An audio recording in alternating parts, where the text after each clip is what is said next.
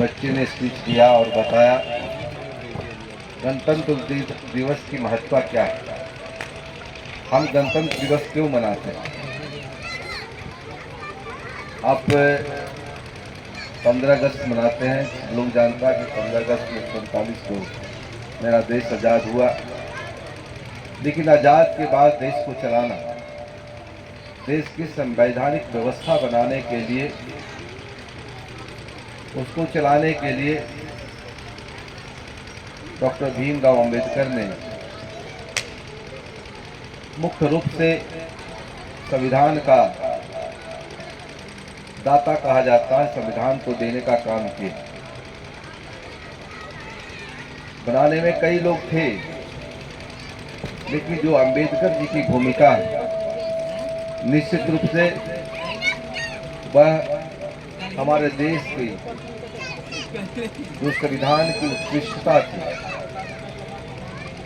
उसको उन्होंने जो बना करके दिया, जिससे मेरा देश आज राजनीतिक रूप से, सामाजिक रूप से, व्यवस्थित रूप से, या जो संरचना है उसके अध्ययन में आज यह देश आगे बढ़ रही है। उसकी सबसे अगर बड़ी देन है तो वह मेरे संविधान का। और यही 26 जनवरी 1950 को संविधान बनाया गया। उसी के शुभ अवसर पर हम लोग ये गणतंत्र दिवस मनाते हैं। गणतंत्र जो है यह स्वतंत्र भारत की अद्वितीयता है।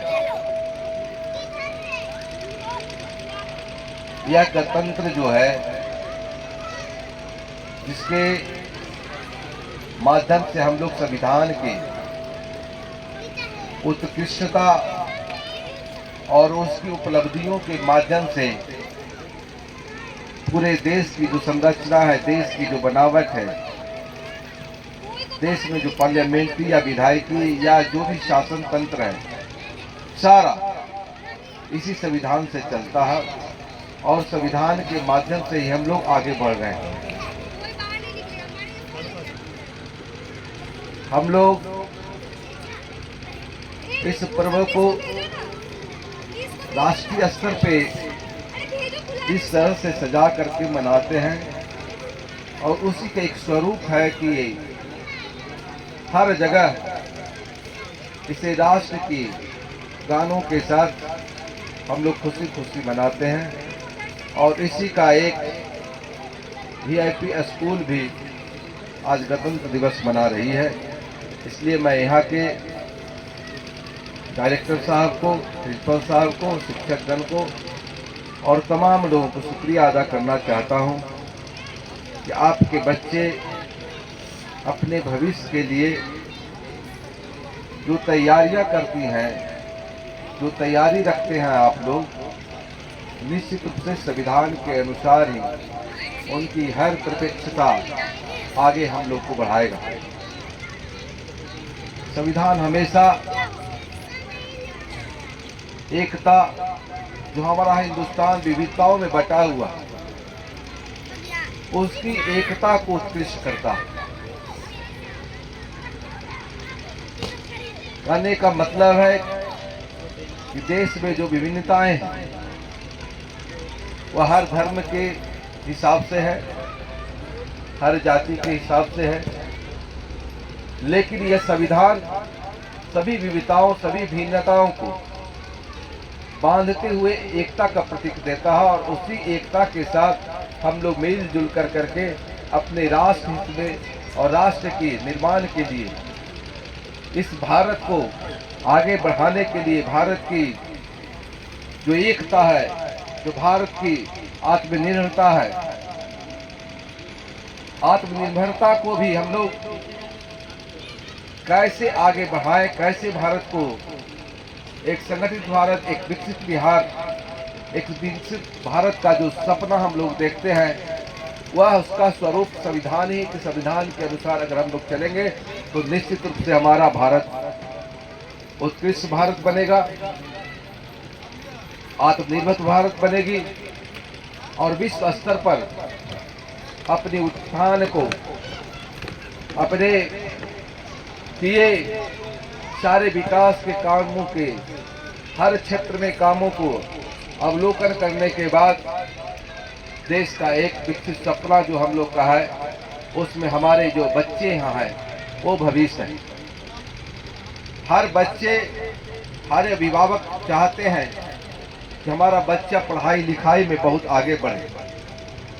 और जो निजी विद्यालय होता है, मैं हमेशा कहता हूँ कि दो चीज़ पर ध्यान देना चाहिए। एक तो बच्चे का जो अनुशासिता है, जो अनुशासन है, उसको सिखाना चाहिए, वह बच्चा अनुशासित रहे। दूसरा है कि हम अभिभावक से भी अनुरोध करते हैं कि आपके बच्चे स्कूल जरूर आते हैं, आप इतना सी इत्मीनान मत हो जाए कि मेरा विद्यालय में बच्चा गया है तो सब कुछ पढ़कर आ जाएगा, उसको अब कोई हमको कुछ करने का जरूरत नहीं। जो स्कूल से होमवर्क मिलता है उसमें हमारे अभिभावक का रोल बनता है, खास कर करके माताओं का, बच्चे की माताओं और उनकी बहनों या जो पढ़े लिखे घर में हैं, उनका विशेष तौर पे ध्यान होना चाहिए कि जो होमवर्क विद्यालय के द्वारा दिया जाता है उसको विद्यालय के बाद जब घर में आने के बाद उस पाठ्यक्रम में जोड़ कर करके उसको बनवाने का काम करें और उसी अनुरूप उस पढ़ाई में उसको संलिप्तता करना चाहिए। बच्चे को आजकल बहुत तरह का बुरी आदतें का जो एक प्रचलन चल गया है उससे दूर रखना चाहिए। बच्चे को हमेशा देशभक्ति, राज्यभक्ति और परिवार के प्रति प्रेम और एकता की बात को भी पढ़ाना चाहिए।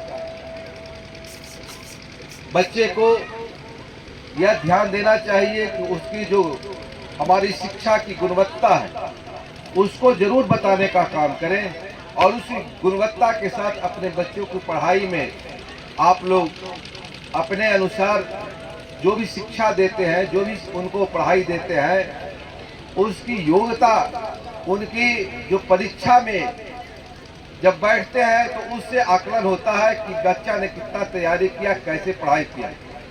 इसलिए उसी के अनुसार आज हर कंपटीशन हो गए। हर क्षेत्र में नौकरी बच्चे को करना है तो उन्हें कंपटीशन देगा, उन्हें प्रतियोगिता परीक्षा में बैठना है तो उसकी प्राइमरी अगर स्टडी और उसका उनके पास अगर मेहनत नहीं होगा तो वो असफल हो जाएगा, तो आपकी सारी तैयारियां ऐसी रह जाएगी। इसलिए जो नींव डालने का काम आप कर रहे हैं, जो विद्यालय नींव डालने का काम करता है शिक्षा के स्तर पे, जो बच्चों को पढ़ाने का काम करते हैं आप, निश्चित रूप से मैं समझता हूँ कि जो भविष्य है वह बच्चों पर निर्भर करता है और बच्चे को अगर अच्छी पढ़ाई नहीं मिलेगी तो निश्चित रूप से उनका भविष्य अंधकार में पड़ेगा। हर गार्जियन को लगता है कि मेरा बेटा इंजीनियर हो जाए, डॉक्टर हो जाए, बीपीएससी करे।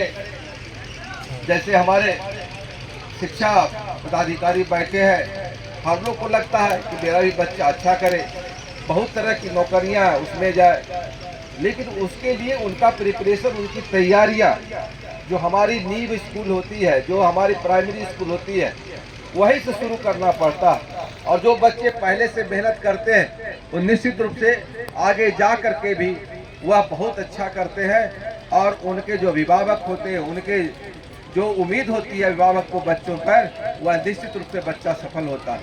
इसलिए कड़ी मेहनत करनी चाहिए, बच्चों को पढ़ाई पर ध्यान देना चाहिए और हर क्षेत्र में खेलने कूदने, संगीत, हर तरह का जो कार्यक्रम विद्यालय में होता है उसमें पार्टिसिपेट बच्चों को करना चाहिए, हर क्षेत्र में आगे होना चाहिए।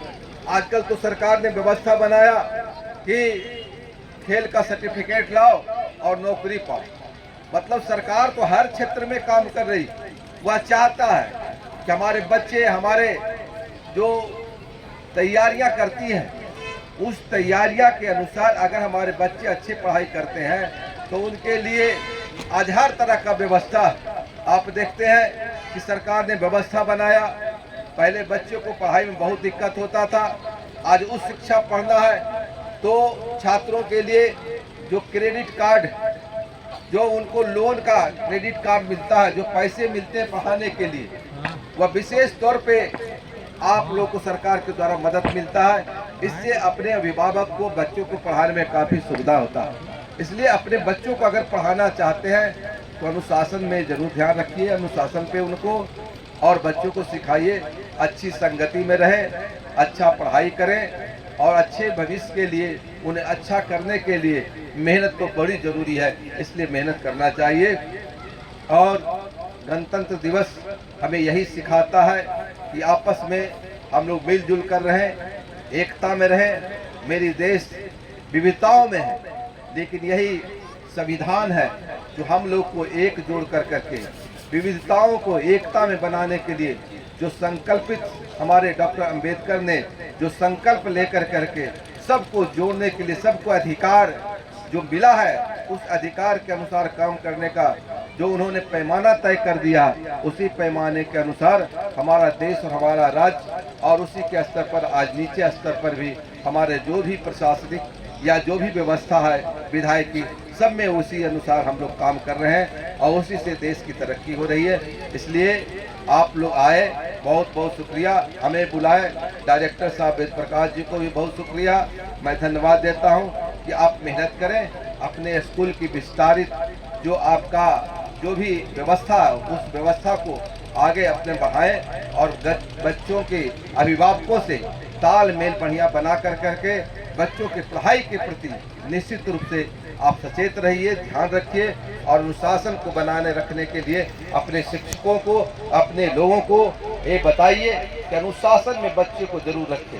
अगर अनुशासन जहाँ विचलित होगा, हटेगा, तो बच्चे फिर अपने मार्ग से भटक जाते हैं। इसलिए इस पे ध्यान देना है, अनुशासन पर। और अभिभावक से मेरा एक ही अनुरोध रहता है कि बच्चे को आप भी अपने घर में जितना मेहनत से, कभी कभी विद्यालय में 7 बजे से क्लास रहता है, 8 बजे से क्लास रहता है, उनके पेरेंट्स कितना मेहनत करते हैं, सवेरे उठ करके उनके लिए नाश्ता बनाते हैं, उनकी सारी तैयारियां करते हैं, आप इतना प्रेम से सब कुछ करते हैं। लेकिन बच्चे जब स्कूल से आते हैं और उनको टास्क जो मिलता है, जो उनको होमवर्क मिलता है, उस पर अगर आप सचेत ना रहेंगे, ध्यान नहीं देंगे, तो फिर बच्चे की जो तरक्की या उत्थान है उसमें निश्चित रूप से उनकी कमी होगी।